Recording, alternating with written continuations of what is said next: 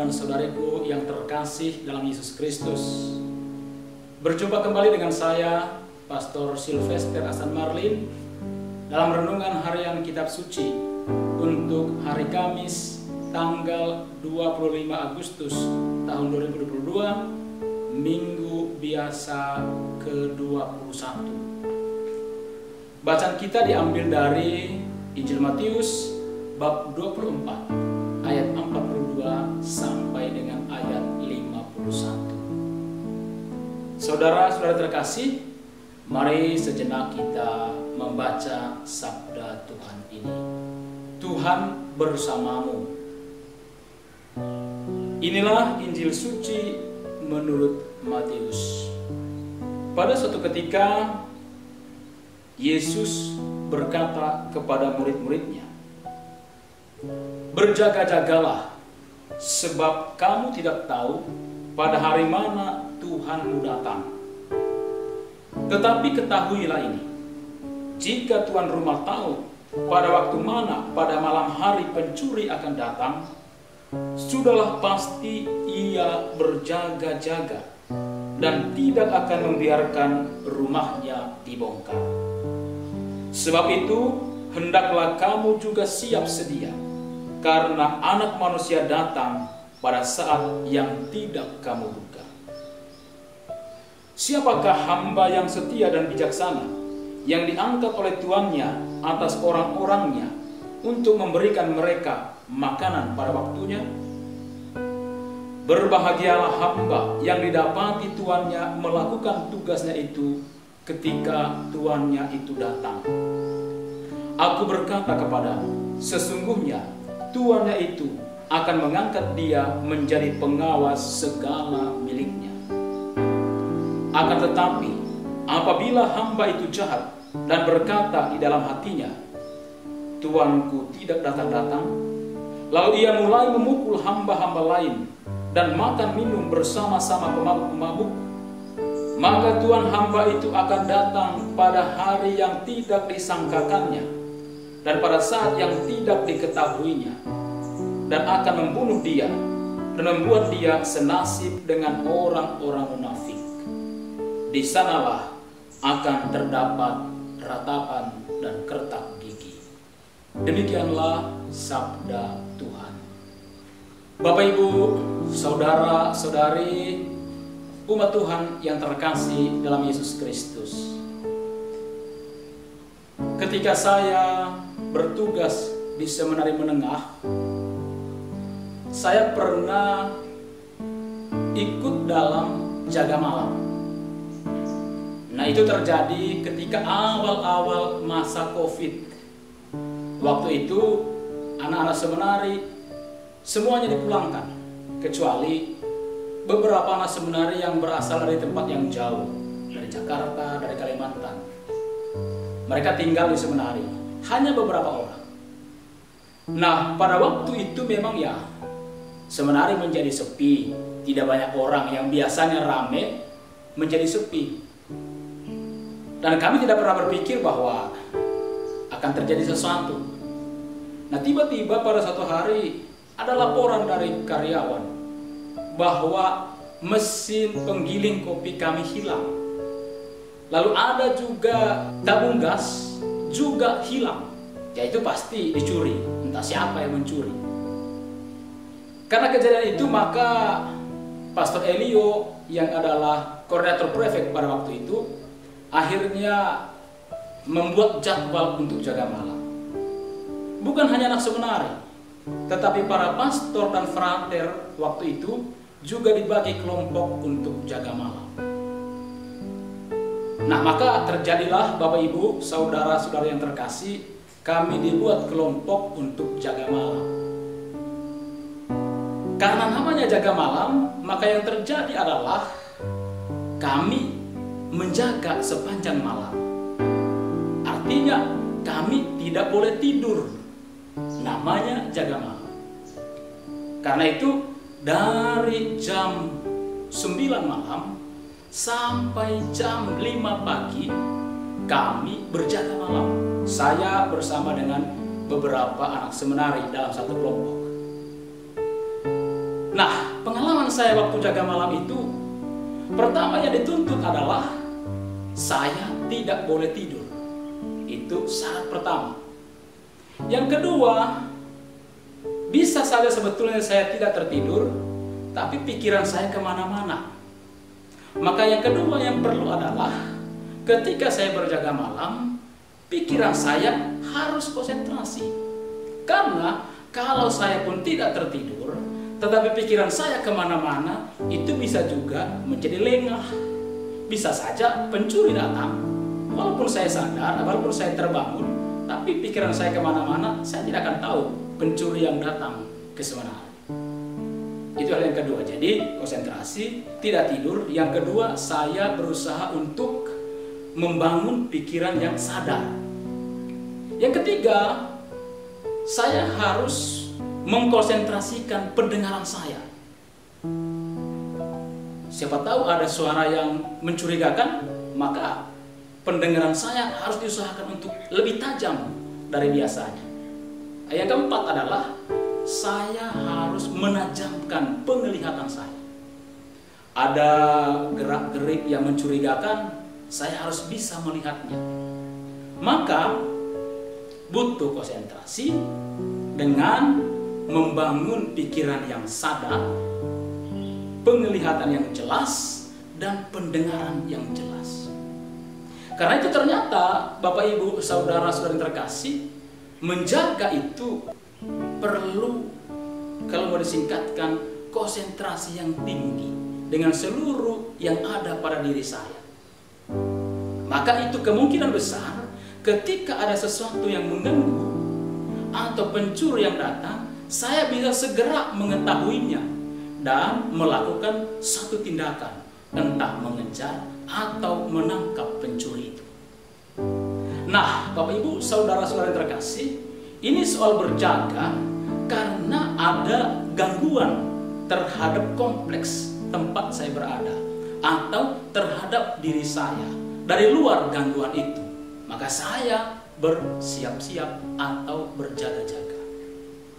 Hal yang lain berbicara soal berjaga-jaga, misalnya, atau bersiap-siap, misalnya ada tamu yang datang ke tempat saya. Ada tamu, saya harus bersiap-siap menyambut tamu itu. Kalau tamu itu misalnya orang yang terhormat, maka persiapan saya adalah mungkin saya akan memakai baju yang pantas dan layak.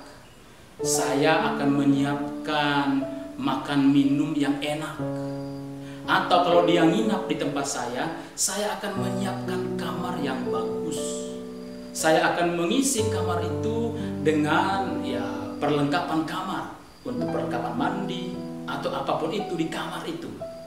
Itu artinya saya bersiap-siap. Atau dalam bahasa kitab suci tadi, berjaga-jaga. Nah, begitu datang tamu itu, dia merasa bahagia, dia senang karena dilayani dengan baik.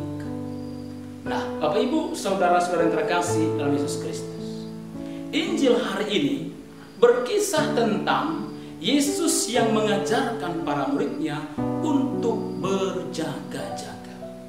Berjaga-jaga mengenai apa? Berjaga-jaga mengenai kedatangan Anak Manusia. Hari Tuhan datang. Nah, persoalannya Bapak Ibu saudara-saudara yang terkasih, Yesus mengatakan bahwa Anak Manusia itu datang pada waktu yang tidak kamu sangkakan, pada waktu yang tidak kamu tahu. Nah, Yesus membandingkannya dengan kedatangan pencuri pada waktu malam. Bukan soal pencurinya itu yang dimaksudkan Yesus, tapi soal waktunya itu. Bahwa orang tidak ada satupun yang tahu. Karena kalau orang tahu, pasti orang bersiap-siap.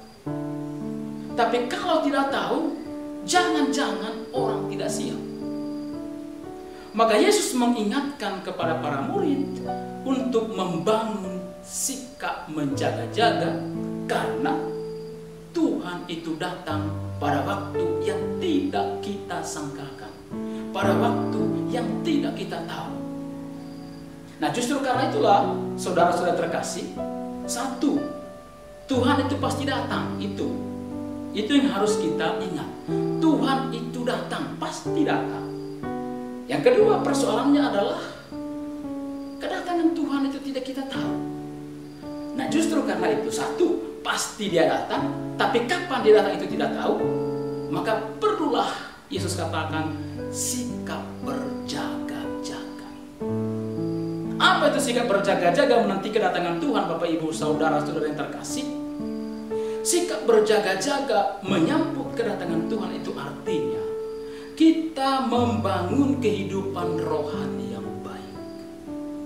Kita harus membangun hidup doa yang baik. Bukan hanya membangun hidup rohani yang baik, tapi juga membangun sikap hidup yang baik. Membangun sikap tobat dalam diri kita, membangun persaudaraan yang baik dengan orang lain, membangun sikap berbagi atau beramal kepada orang lain, membangun cinta kepada sesama, membangun hal-hal yang baik dalam diri kita. Semua itu adalah sikap berjaga-jaga. Nah, saudara-saudara terkasih, dalam kitab suci tadi dikatakan bahwa seorang hamba yang baik, yang siap sedia akan kedatangan tuannya, pada akhirnya dia akan dipuji oleh tuannya. Bahkan dikatakan dia berbahagia. Apa artinya kata berbahagia yang dimaksudkan Yesus di sini, Bapak Ibu saudara-saudara yang terkasih?